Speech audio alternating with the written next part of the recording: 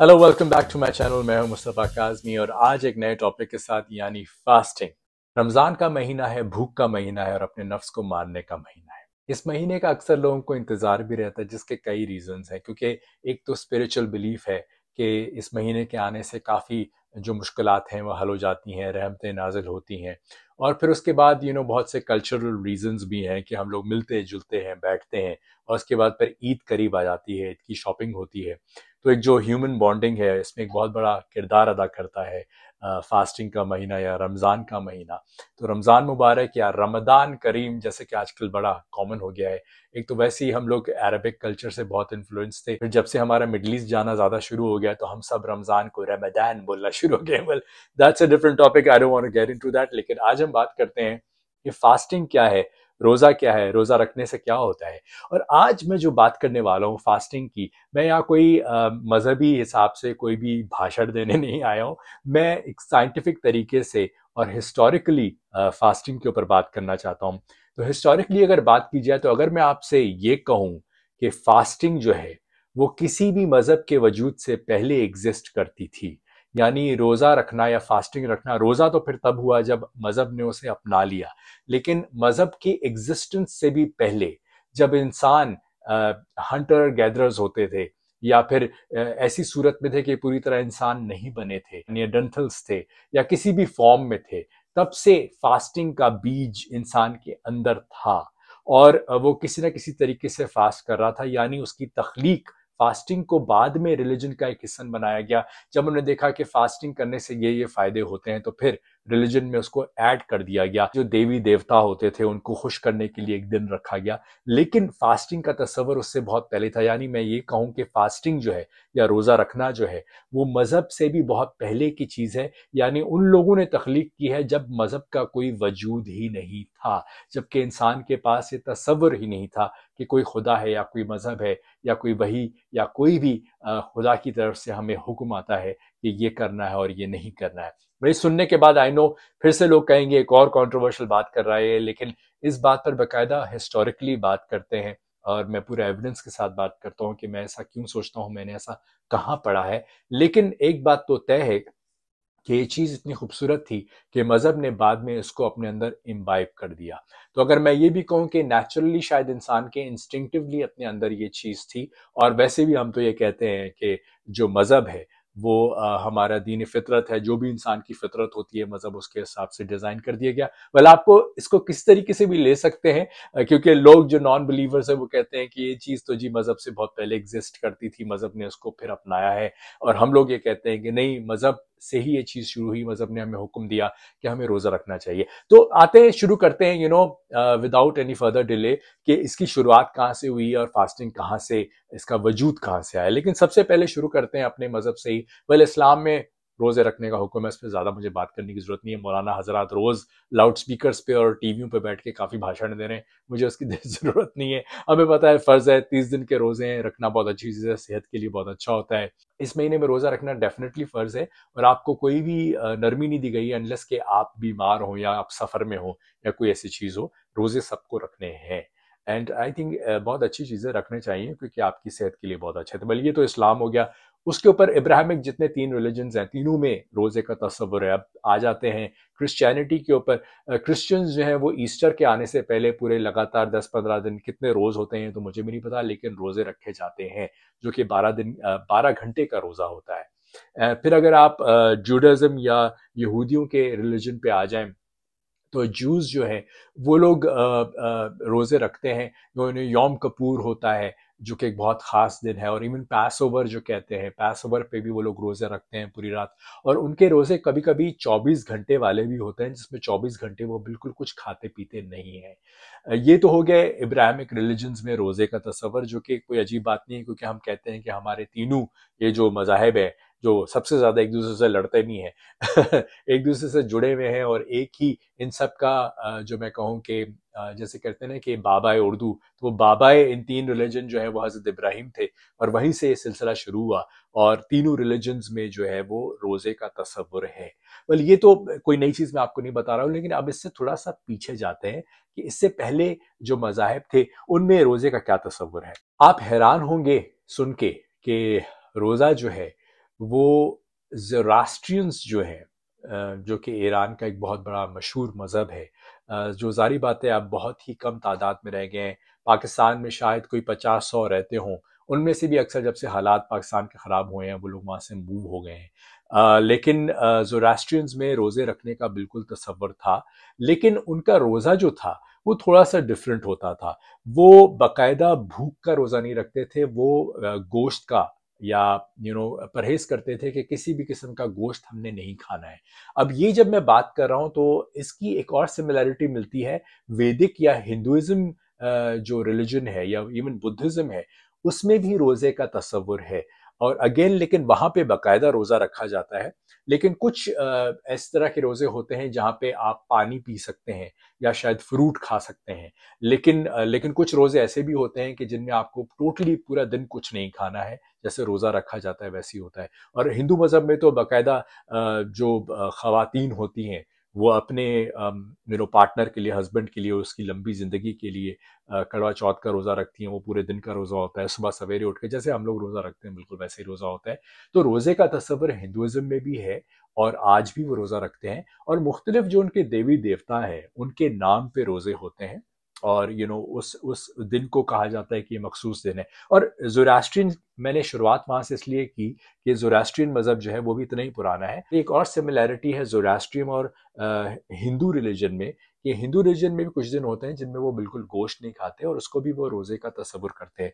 इस तरह जो ज़ोरास्ट्रियंस हैं, उनमें भी जो महीने का चौथा दिन होता है या पूरे साल का जो उनका जो कैलेंडर है उसमें जो 11वां महीना है, उसमें वो बिल्कुल गोश्त नहीं खाते और उसको वो रोज़ा ही तस्वुर करते हैं, क्योंकि उनके कल्चर में मीट इतनी अहमियत रखता था। मीट एक अहम ग़िज़ा मानी जाती है। तो जब वो मीट से एब्सटेन करते हैं तो उसको वो रोज़े का ही तस्वुर समझते हैं, कि वो समझते हैं कि हमने रोज़ा रखा है। तो ज़ोरास्ट्रियंस में भी रोज़ा है। हिंदुओं की बात होगी, हिंदू रिलीजन या वैदिक रिलीजन या जितने भी हिंदू ब्रांचेस पहले जो कि बुद्धिज़्म तक जाती हैं, सब में रोज़े का तस्वुर है, सब रोज़ा रखते हैं। अब आ जाते हैं ग्रीक्स के ऊपर। ग्रीक्स जो हैं वो भी रोज़ा रखते थे, लेकिन उनका रोज़ा रखने का जो मकसद होता था वो रिलीजियस प्योरली नहीं था। ग्रीक्स जो थे वो स्पोर्ट्स के बड़े दिलदादा होते थे और स्पोर्ट्स में बड़ा बढ़ चढ़ के हिस्सा लेते थे और वॉरियर्स भी होते थे। तो वो ग्रीक्स में तसव्वुर था फास्टिंग का कि अपनी बॉडी को पूरी तरीके से एथलेटिक करने के लिए, जब भी ओलंपिक्स होने लगता था या कोई भी ऐसे मुकाबले का टाइम करीब आने लगता था, तो वो 30-30 दिन, 40-40 दिन रोज़ा रखते थे, ताकि उनकी बॉडी जो है एथलेटिक हो जाए और स्ट्रांग हो जाए। और उन दिनों में वो बिल्कुल कुछ नहीं खाते थे।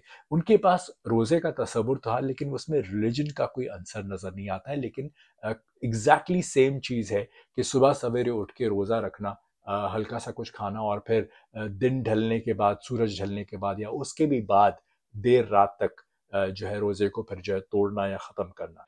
अब चलते हैं ज़रा उससे भी पीछे। जी हाँ, बिल्कुल। अब आते हैं इजिप्शियंस के ऊपर। इजिप्शियंस जो हैं उनमें बाकायदा फास्टिंग या रोज़ा जो था वो एक मजहबी चीज़ थी। उनके जितने देवी देवता थे, यानी सूरज की पूजा होती थी, सन गॉड था या मुख्तलिफ और गॉड्स होते थे, उनके मखसूस दिन होते थे जिन पे वो रोज़े रखते थे। और ये कई कई दिन तक, कई कई महीनों तक रोज़े चलते थे।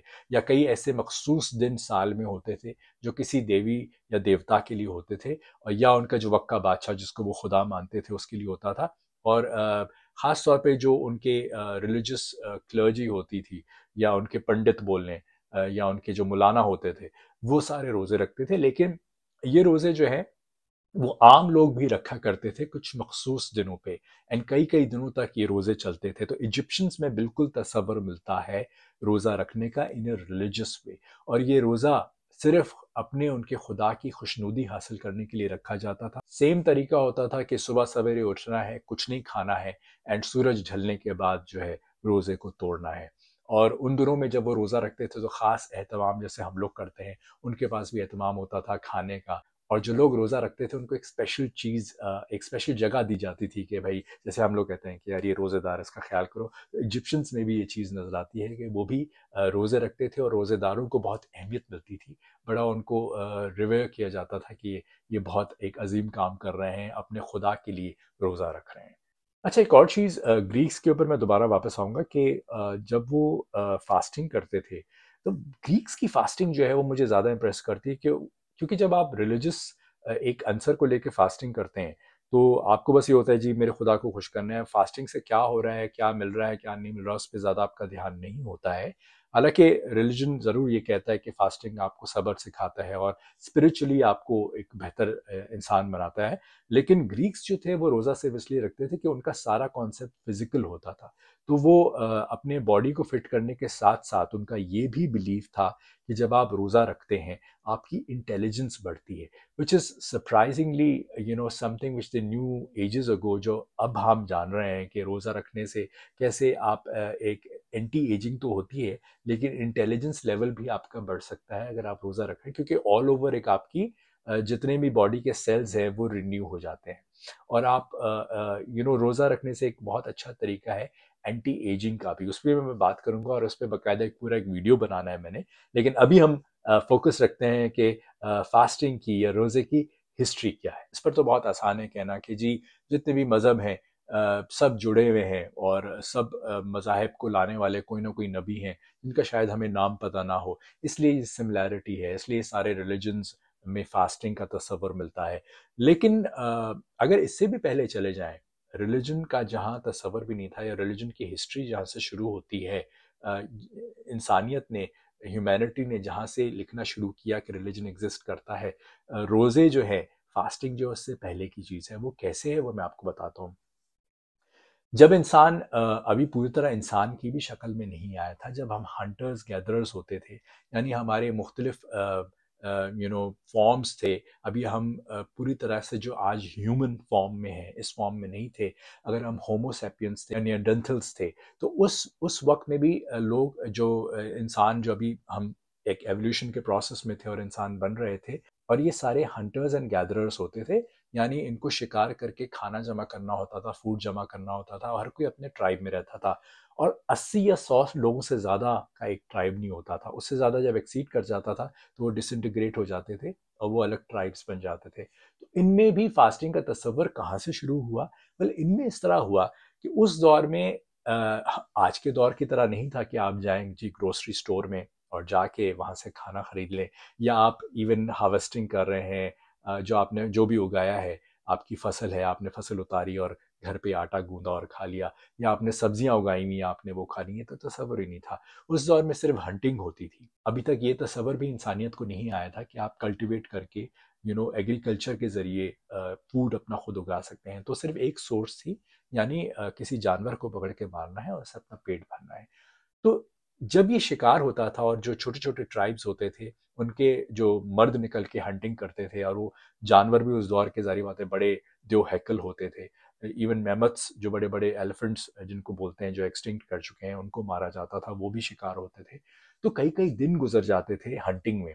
जब ये ग्रुप्स निकलते थे हंटर्स के, वो कई कई दिन निकल जाते थे और कई मील चलते थे, और शायद हफ्ता हफ्ता 10 दिन तक खाने का कोई नामो निशान नहीं होता था। तो उस वक्त में इंसान जो होते थे जो पीछे रह जाते थे, या इवन जो हंटर्स एंड गैदरर्स जो हंटिंग करने जा रहे हैं, वो कई कई दिन तक फास्टिंग करते थे। अब ये रिलीजियस फास्टिंग नहीं थी, ना कि ये वॉलंटरली कोई वो फास्टिंग कर रहे थे, लेकिन देयर वाज नो चॉइस। अब हुआ यूं कि जैसे जैसे एवोल्यूशन हुई और इंसान जो है वो ह्यूमन फॉर्म तक पहुंचा, मुख्तलिफ मंजिलों से गुजरता हुआ, होमोसैपियन होता हुआ, या जो भी जितने फॉर्म्स नियरडेंथल्स नजर आते हैं, कुछ एक्सटिंक्ट कर गए, होते होते एक्सटिंक्ट होते होते होमोसैपियंस भी एक्सटेंड कर गए, और आखिर में जो एक फॉर्म इंसानियत का रह गया जिसको हम ह्यूमंस कहते हैं। और वहाँ से फिर एक जब हम कॉलोनीज में रहना शुरू हुए, थोड़े से सिविलाइज्ड हुए, इंसान इंसान के साथ मिलकर रहने लग गया, एक इंसान दूसरे इंसान जो बीमार हो उसकी तीमारदारी करना शुरू कर गया। सिविलाइजेशन की सबसे बड़ी निशानी यहाँ से मिलती है जब एक इंसान ने दूसरे बीमार इंसान की या जख्मी इंसान की देखभाल करना शुरू की, कि किसी की हड्डी टूट गई है या कोई चलने के लायक नहीं है तो बाकी लोगों ने उसकी मदद की। यहाँ से सिविलाइजेशन का बीज जो है वो बोया गया। तो वहीं से फिर मजहब का तस्वुर आया, जब इंसान साथ में रहने लग गया, साथ में खाने लग गया, साथ उनका एक कल्चर बन गया, एक लिबास खास तौर पर पहनने लग गए, तो वहां से पर उनको शायद शऊरी तौर पे, जैसे हम कहते हैं कि हम सबको अंदर से एक फीलिंग है कि शायद कोई खुदा है, तो वहीं से उनको एक फीलिंग आई जिस भी चीज को देखकर, चाहे वो सूरज हो, वो चांद हो, या बड़ा कोई पत्थर हो, और उनको फील आया कि इसको हम खुदा मान सकते हैं। और खुदा का तस्वुर यहाँ से भी आता है कि इंसान जब हंटर्स और गैदरर्स थे, तो जंगलात में रहते थे और उनको एक कांस्टेंट डर रहता था कि कोई चीज हम पे हमला ना कर ले, हम खुद प्रे ना बन जाए, हमें कोई ना खा जाए। तो ये जो सेंस था कि कुछ है, कोई चीज है हमारे इर्द गिर्द, इससे काफी एक वो अलर्ट रहते थे। ये जो सेंस था, यहाँ से भी एक खुदा के होने का तस्वर पैदा हुआ कि कोई है जो हमें देख रहा है, कोई है जो हमारा मददगार है, कोई है जो हमें बचा सकता है।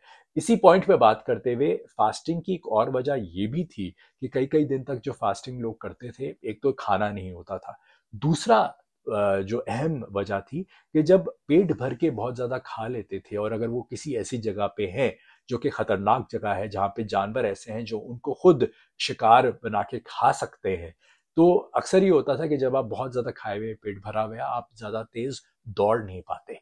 तो ऐसे इंसान जो है अक्सर शिकार खुद बन जाते थे, वो खुद प्रे बन जाते थे। उन दो हैकल हैकल जो भी जानवर डायनासोर्स थे या दूसरे इवन जो लायंस या चीता उस दौर में थे, वो आज के दौर से जाहिर बात है साइज में और ताकत में ज़्यादा थे। इंसानों को हड़प जाना एक दो को एक साथ कोई बड़ी बात नहीं थी। तो ये चीज़ जब इंसानों ने, उस दौर के लोगों ने जो कि हंटर्स गैदरर्स थे, उनने फील की कि जब हम ज़्यादा खाते हैं तो हमारा अपने आप को प्रोटेक्ट करना मुश्किल हो जाता है। तो खाना होते हुए भी अक्सर वो जब किसी ऐसी जगह से गुजर रहे हैं या ऐसी जगह पे हैं जहाँ पे उनको खतरा है कि कोई चीज़ उन पे हमला कर सकती है, तो अक्सर खाने से एब्सटेन करते थे या रोज़ा रख लेते थे। वेल, यही बात हुई, तो इस तरह फिर तसव्वुर एक इंसान में जब जब उसको फील हुआ कि एक रिलीजन होना चाहिए, जब एक सोसाइटी बनी, एक कॉलोनी बनी, साथ में रहने लग गए, एक कल्चर बन गया, खुदा का तसव्वुर आ गया, फिर उन्होंने चूंकि वो वैसे ही खाने से एब्सटेन करते थे जिन भी वजूहात की वजह से कि खाना नहीं है, तो जब उनको ये तसव्वुर आया कि एक खुदा है जिससे हमें मांगना चाहिए, तो उन्होंने रोज़े उस खुदा के नाम पे रखना शुरू कर दिए कि अगर ये खुदा हमसे राज़ी हो जाए, हमें आज का शिकार मिल जाए, हमें रोटी मिल जाए, रिस्क मिल जाए, तो ये रोज़ा जो हमने रखा है, जो हमने भूख, हम वैसे ही भूखे हैं, तो ये भूख अपने खुदा के नाम पे कर देंगे और जो भी हमारा शिकार होगा वो खुदा के नाम पे हम बलि चढ़ा देंगे। यानी यहाँ से एक तसव्वुर शुरू हुआ रोज़ा रखने का या फास्टिंग करने का। सो फास्टिंग जो लोग मज़हब के हवाले से करते हैं तो बहुत अच्छी बात है, करनी चाहिए, मैं भी करता हूँ। लेकिन जो नॉन बिलीवर्स हैं, ये मैं उनके लिए बोल रहा हूँ कि fasting is a good thing, like even if you don't believe in a religion, तो फास्टिंग का तसव्वुर तो मैं आपको बता रहा हूँ तब से है जब रिलीजन भी शायद एग्जिस्ट नहीं करता था। तो आपको फास्टिंग करना चाहिए, it's good for you, it's good for your health, आज तो सब मानते हैं। और कई हज़ार साल पहले देखें, जब ग्रीक्स थे, जब मॉडर्न साइंस नहीं थी, वो भी समझते थे कि फास्टिंग से आपकी इंटेलिजेंस बढ़ती है, आपके बॉडी एक्टिव होती है, जो जितने भी टॉक्सिन्स बॉडी में होते हैं वो आपके पेट के जरिए निकल जाते हैं। And above all it's a very good anti ageing thing, like if you are fasting, it well it can not reverse your ageing, लेकिन आपके सेल्स की जो ज़िंदगी है उसको स्लो डाउन कर देती है, क्योंकि फास्टिंग करने से एक टर्म है ऑटोफेजी कहते हैं जिसको, उस पर पूरा मैं एक वीडियो करूंगा कि how to be young and how to look young forever, उस पर एक अलग वीडियो में करूंगा। लेकिन एक छोटी सी आपको बता रहा हूँ कि फास्टिंग करने से एक चीज़ आपके अंदर एक स्विच ऑन हो जाता है जिसको ऑटोफेजी कहते हैं, और उससे क्या होता है कि पुराने जितने सेल्स हैं आपकी बॉडी में वो एक दूसरे को खाना शुरू कर देते हैं। तो जब पुराने सेल्स मर जाते हैं तो नए सेल्स रीजनरेट होते हैं या रिजुवनेट होते हैं, और उसके बाद आपका यूथ जो है वो थोड़ा सा सस्टेन हो जाता है, या थोड़ा सा उसमें क्या कहते हैं कि डेंटिंग पेंटिंग हो जाती है। So it's good for you, you should all fast whether you believe in religion और not. If you do believe in religion तो आई थिंक बहुत अच्छी चीज़ है, एक स्पिरिचुअल जर्नी भी हो जाती है। लेकिन जो लोग, खास तौर पे मेरे काफ़ी फॉलोअर्स हैं जो एथियस्ट भी हैं, मैं उनको कहता हूँ कि रिलीजन से जुड़े रहें, क्योंकि कल्चरली सोशली एक बहुत अच्छी चीज़ है। तो even if you don't believe in religion, do fast, it's good for you, आपकी सेहत के लिए अच्छा है। एंड अगर आपको मज़हब से कोई प्रॉब्लम भी है तो at least now after what I have told you कि फास्टिंग जो है उसका एग्जिस्टेंस मजहबों की एग्जिस्टेंस से भी बहुत पहले का है, तो आपको करना चाहिए। सिर्फ चूंकि मजहबों ने इसको अपना लिया है तो आप इसे दूर इख्तियार ना करें। Well, thank you so much for listening. आपको क्या लगता है कि फास्टिंग का तस्वर कहाँ से है? मैंने जो बात की है मजहबी हिसाब से तो मैं भी मानता हूँ कि हम पर फ़र्ज़ है, हुक्म है रोज़े रखना। लेकिन मैं जब भी कोई बात करता हूँ तो मैं अपने आप को दो कदम पीछे हटा के, अपने एहसासात, अपने अकीदों को एक तरफ रख के फिर बात करता हूँ। तो मैं जो भी बात कर रहा होता हूँ वो एग्जैक्टली सारे मेरे अपने बिलीव्स नहीं होते हैं, लेकिन एज अ बाय स्टैंडर जो कि दूर से खड़े होके एक तबसरा कर रहा होता है, जब भी आपको किसी चीज़ पे तबसरा करना होता है तो आपको अपने जज्बात, अपने अकायद और अपने जो भी बिलीव्स हैं उनको थोड़ी देर साइड पे छोड़ना पड़ता है। तो अक्सर लोग मुझसे नाराज़ हो जाते हैं कि तुम क्या बोल रहे हो, तो मैं कहता हूँ भाई, जब दोनों तरफ की बात करनी है, मेरा अकीदा जो भी हूँ मैंने दोनों तरफ के लिए बात करनी है, बिलीवर्स के लिए भी एंड नॉन बिलीवर्स के लिए, तो मैं सबके लिए एक मिडिल मैन बन के बात करूंगा और अपने जज्बातों को, अपने अकीदों को एक तरफ रख दूंगा। I hope you enjoyed my video. Tell me what you think. और अगर आप रोजे रख रहे हैं, आपको रोजे रखने से क्या फायदा होता है और आपको क्यों लगता है रोजे रखने चाहिए, और अगर आप किसी रिलीजन को नहीं मानते हैं तब भी अगर आप रोजे रख रहे हैं तो please do tell me. That is so interesting, I would like to know about that. क्योंकि रोजेदार जो मजहबी लोग हैं वो तो होते ही हैं, लेकिन नॉन बिलीवर्स भी अगर रोजे रख रहे हैं तो क्या ही बात। Take care of yourself. Ramzan में कम खाएं, और रोज़ा रखने का मकसद है सेहत को अच्छा करना। ईट हेल्दी, तली हुई चीज़ें मत खाएं, एंड सिर्फ 2 वक्त खाएं, सुबह सहरी में और जब रोज़ा खोलते हैं उस वक्त। It's try that out, it's really good, and don't eat anything in between except for water. Take care of yourself. God bless you.